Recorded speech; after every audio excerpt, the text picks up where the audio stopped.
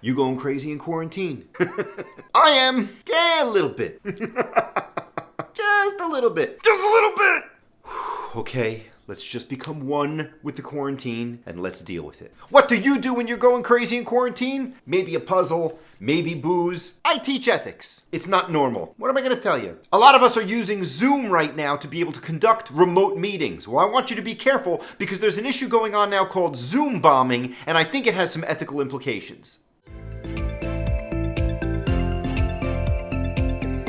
Apparently, hackers are breaking into Zoom while people are using it, and they're either eavesdropping or disrupting meetings. If you're a lawyer and you're using this, it could obviously be a problem. First of all, you've got Rule 1.6 confidential information issues. You got to make sure that you keep information relating to the representation confidential. Rule 1.6c says that we've got to take reasonable precautions to ensure that there isn't inadvertent or unauthorized disclosure of our client's confidential information. That means you got to be concerned about eavesdroppers on your Zoom meetings. But don't forget privilege. There's of course an intersection between confidentiality and privilege. Rule 1.6 confidentiality is a disciplinary rule. Privilege is an evidence rule. Where do they intersect? In order to be able to claim privilege, you must keep the advice that you give your clients confidential. The problem with Zoom bombing is similar to the problem you may have heard of in the past regarding public chat. If you've got non-clients being included in your conversation, then the advice you're giving your clients is no longer being kept confidential. That might end up destroying privilege. Yes, confidentiality and privilege are definitely things you need to worry about, but making sure that you protect your Zoom meetings is part of your duty of competence as well. I've talked many times about how our duty of competence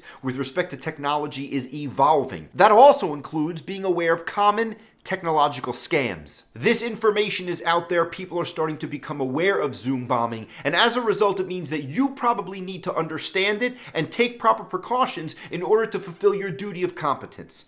Just like all technologies, it doesn't mean you can't use it. It just means you gotta be smart, you gotta act safe. There are ways for you to be able to protect your Zoom meetings. You can use passwords, and you can also use a function called the waiting room. That feature allows you to admit attendees into the meeting so you can control who's listening.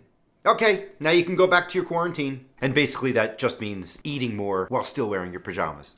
Hey, it's about that time of day. Shouldn't you be changing from your day pajamas into your night pajamas? It's funny 'cause it's true.